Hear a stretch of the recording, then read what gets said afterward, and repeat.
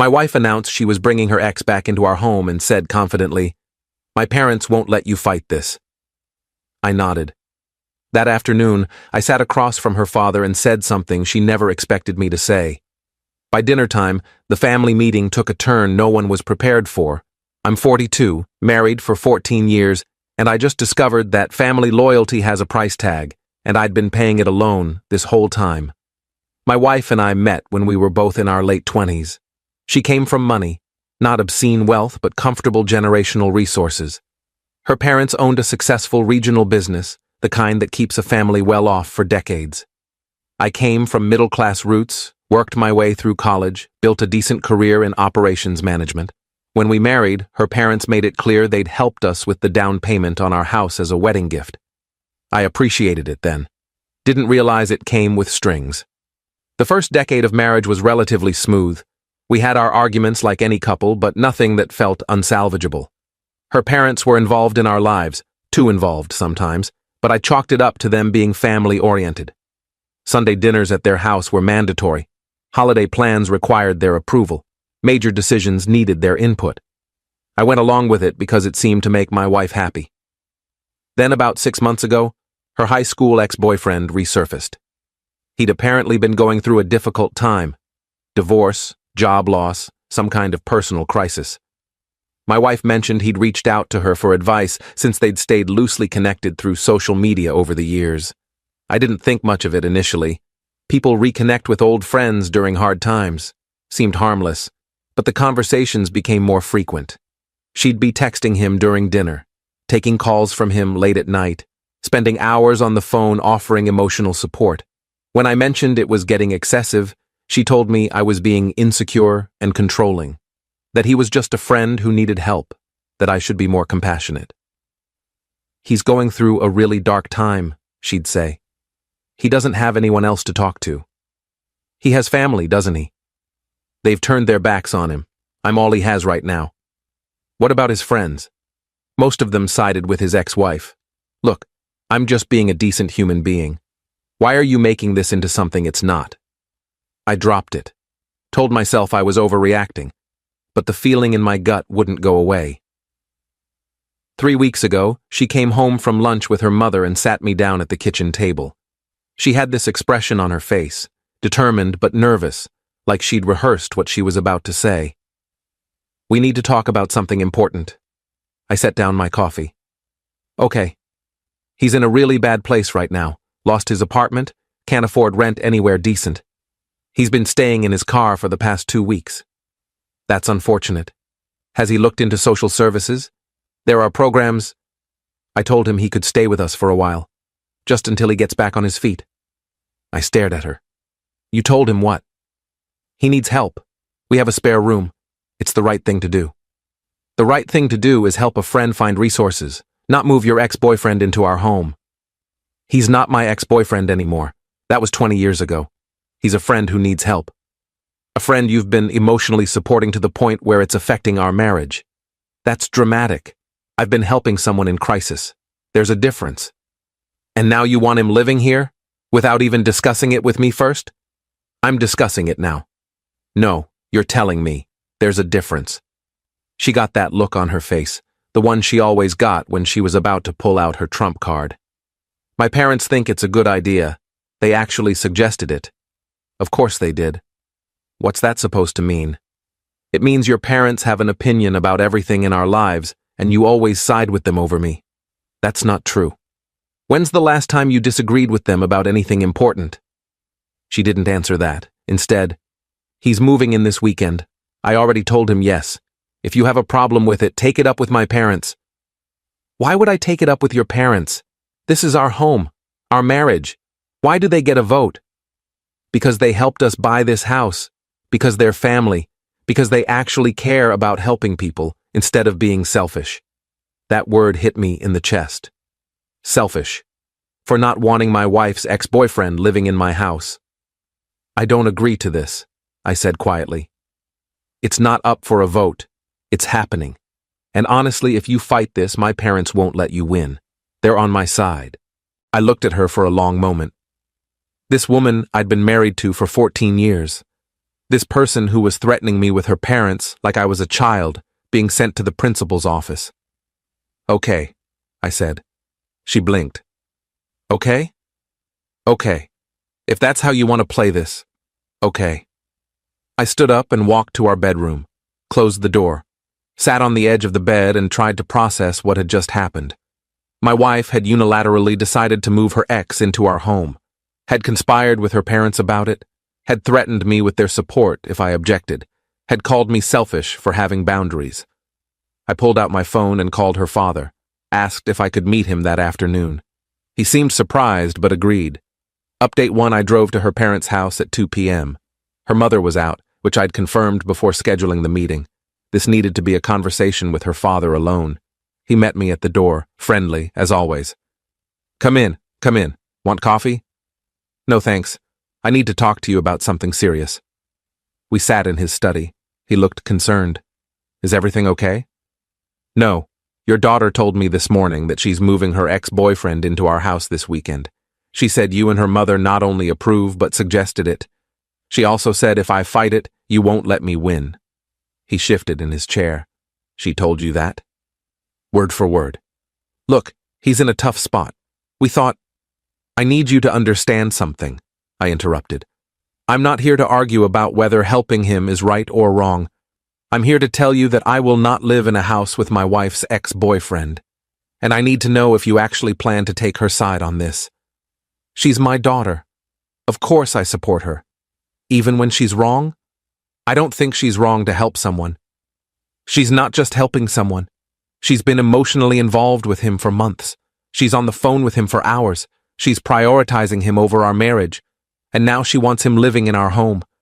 You really think that's appropriate? He was quiet for a moment. I didn't know about the phone calls. Because she didn't tell you. She's been hiding how much time and emotional energy she's investing in him. This isn't about charity. This is about her maintaining a relationship that threatens our marriage. That's a serious accusation. It's a serious situation. And I need to know where you stand. Because if you're going to back her on this, I need to make my own decisions accordingly. What kind of decisions? The kind where I protect myself. The kind where I stop trying to maintain a marriage where I'm constantly overruled by my wife's parents. The kind where I consult a lawyer. His expression changed. You're talking about divorce? I'm talking about recognizing reality. Your daughter told me this morning that your opinion matters more than mine in my own home. That's not a marriage. That's me being a tenant in a house controlled by her family. Now wait a minute. No, you wait. I've spent 14 years accommodating your family's involvement in our lives. Sunday dinners, holiday plans, financial decisions, everything. I've bitten my tongue when you've overstepped. I've gone along with things I wasn't comfortable with because I thought it was part of being in this family. But this crosses a line. We just want to help. Do you own our house? He frowned. What? The down payment you gave us as a wedding gift, was it a gift or a loan? Do you have any legal claim to the property? Of course not. It was a gift. Then why does my wife think you have the authority to overrule me about who lives there? He didn't have an answer. Here's what's going to happen, I continued.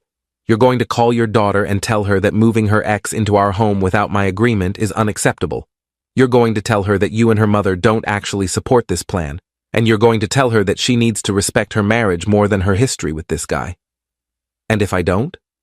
Then I'm filing for divorce, and when your daughter asks why, I'm going to tell her it's because her parents taught her that marriage is a democracy where her family gets more votes than her husband. I'll also make sure everyone understands that you encouraged her to move an ex-boyfriend into our marital home. See how that plays in your social circles. His face went red. That sounds like a threat. It's a promise. I'm not going to be humiliated in my own home while you all pat yourselves on the back for being charitable. This stops now, or I walk. Your choice. I stood up. He stood too. I need to talk to my wife. You do that. I'm going to a hotel tonight. I'll wait for your daughter to call me with a change of plans. If I don't hear from her by tomorrow morning, I'll hear from my lawyer by tomorrow afternoon. I walked out. Update 2, I checked into a hotel downtown. Turned off my phone for 2 hours. When I turned it back on, I had 17 missed calls. 12 from my wife, 3 from her mother, 2 from her father. There were also a dozen text messages, most from my wife, ranging from confused to angry to panicked. Where are you? Dad said you threatened divorce. This is insane. Call me now. I didn't call, not yet. I needed to let them sit with the consequences of their choices for a bit. Around 7 p.m., I got a text from her father. Family meeting at our house at 8. You need to be there. I responded, I'll be there. Your daughter should be prepared to explain herself to everyone. I showed up at 8 p.m. exactly. My wife was already there, sitting on the couch next to her mother. Her father was standing by the fireplace. Her younger brother was there too, looking uncomfortable like he'd been dragged into something he didn't understand. I walked in and sat in the chair across from them. Nobody spoke for a moment. Finally, her mother started. I don't appreciate you threatening my husband this afternoon. I didn't threaten him. I laid out consequences for actions. There's a difference. You can't just demand we stay out of our daughter's life. I didn't demand that. I demanded you stop undermining my marriage. There's a difference. My wife jumped in. This is ridiculous. You're blowing everything out of proportion. Am I? Tell your parents what you told me this morning.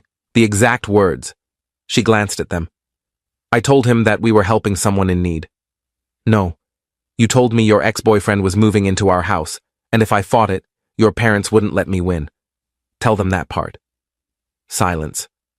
Her brother spoke up. Wait, you said that? I was frustrated. I didn't mean... Yes, you did, I interrupted. You meant exactly that. You've been planning this with your parents for at least a week. You didn't discuss it with me, you announced it, and you used your family as a threat to make sure I complied. Her father cleared his throat. I didn't realize the extent of your connection with this man. My wife's head snapped toward him. What? Your husband mentioned you've been on the phone with him for hours, that this has been going on for months. You didn't mention that when you asked us about him staying with you. Because it's not relevant. I've been helping a friend through a crisis. It's relevant, I said, when that friend is someone you used to date and when your support of him has taken priority over your marriage. That's not true, isn't it? When's the last time we had dinner together without you taking a call from him? When's the last time we had a conversation that didn't get interrupted by his texts? When's the last time you prioritized us over him? She didn't answer. Her brother, bless him, asked, Why does he need to stay with you? Can't mom and dad help him if they think it's so important? Everyone looked at him, then at the parents. Her mother shifted uncomfortably. We offered. He said he'd prefer to stay with someone his own age. Right, I said. Because what he actually wants isn't a place to stay. It's access to my wife. That's a horrible thing to accuse him of, my wife said. Then prove me wrong. Show me your phone. Show everyone the messages between you two. No, that's private. Private from your husband? You're trying to make me feel guilty for being a good person.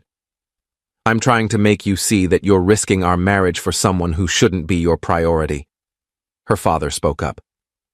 I think maybe he's right. My wife turned to him, betrayed. Dad, you didn't tell us the whole truth. You made it sound like you were casually helping an old friend. Not that you'd been investing months of emotional energy into him. That changes things.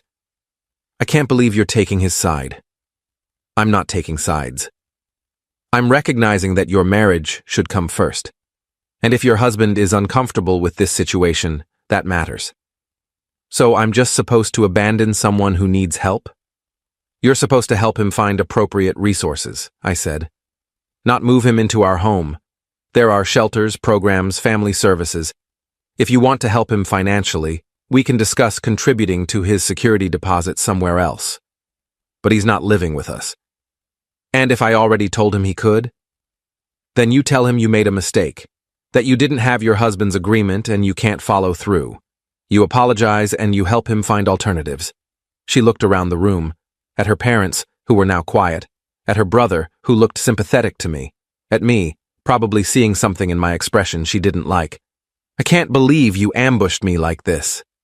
You ambushed me this morning. This is me responding. Update 3. The meeting ended with my wife agreeing, reluctantly, not to let her ex move in. Her parents backed me up finally.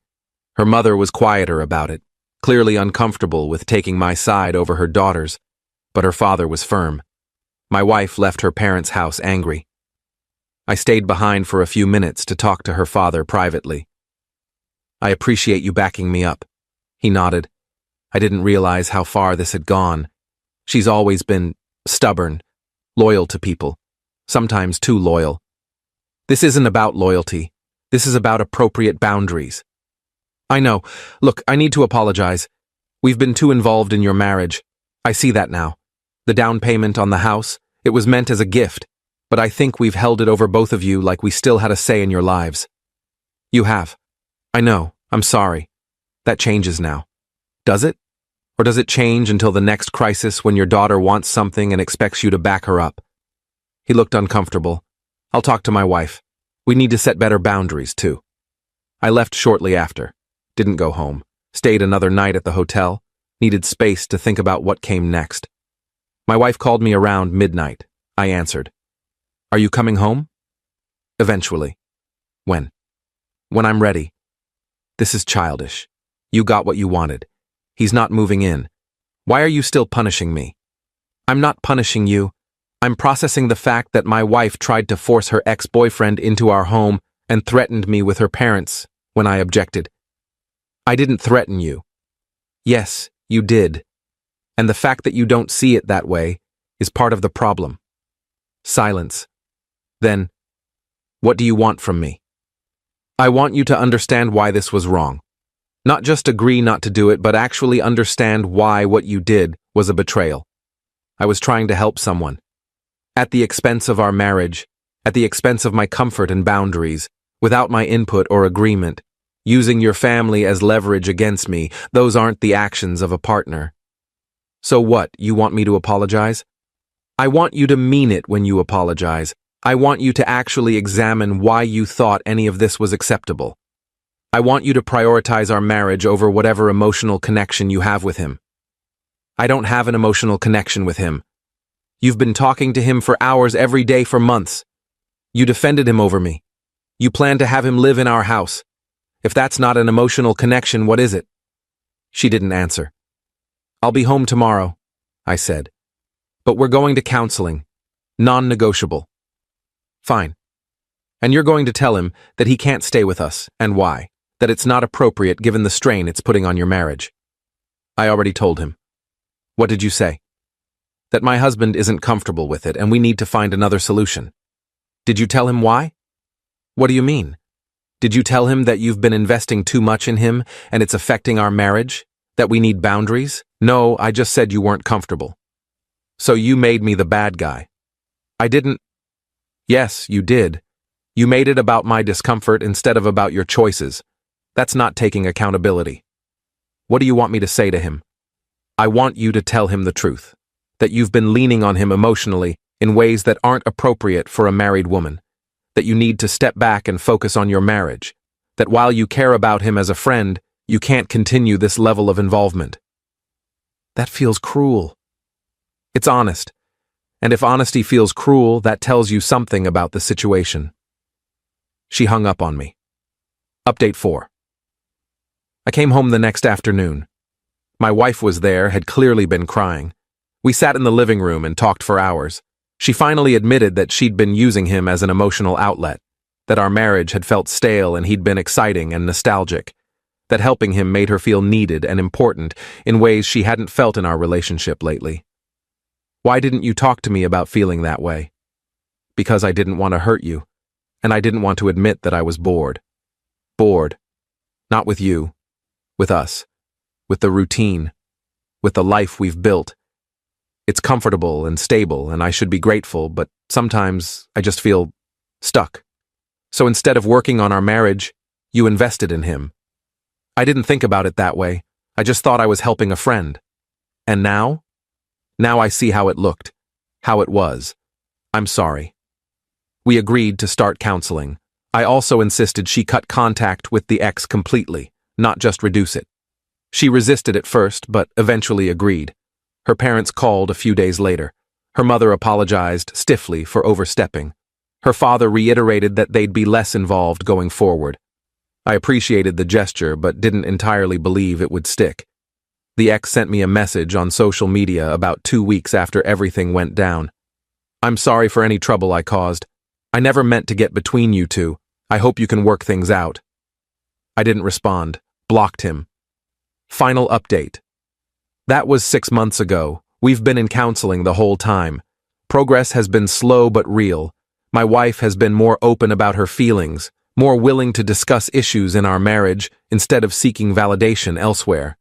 I've been working on being more present and engaged, not just coasting through life on autopilot. Her parents have mostly stayed out of our business. There was one instance where her mother tried to make plans without consulting us first, and my wife actually shut it down herself, said we needed to be consulted, not informed. I was proud of her for that. The ex found somewhere else to stay, last I heard. Got back on his feet, found a job. My wife still follows him on social media but doesn't interact with his posts. I check occasionally, not because I don't trust her, but because trust takes time to rebuild. Our marriage isn't perfect, but it's ours now in a way it wasn't before. We make decisions together. We prioritize each other. We don't hide behind family or outside relationships when things get difficult. I learned that sometimes the only way to save a marriage is to be willing to end it. That boundaries mean nothing if you're not prepared to enforce them. That family involvement in a marriage can be toxic even when it's well-intentioned. My wife learned that emotional affairs are still affairs. That nostalgia is a trap. That the grass isn't greener, it's just different grass. That marriage requires active participation, not passive existence. Her parents learned that helping their daughter doesn't mean always taking her side. That supporting her sometimes means telling her she's wrong. That their wedding gift didn't come with lifetime voting rights on our life decisions. We'll see where we are in another 6 months, another year. But right now, we're actually working on us instead of pretending everything is fine while it falls apart. That's something. The house is just ours now. No ex-boyfriend sleeping in the spare room. No parents weighing in on who should live here. Just the two of us, trying to build something worth keeping. It's not the ending I wanted 6 months ago. It's not the revenge story where I left and everything fell apart and I rode off into the sunset. It's just two people who almost lost each other, deciding that maybe they're worth fighting for after all. Maybe that's enough.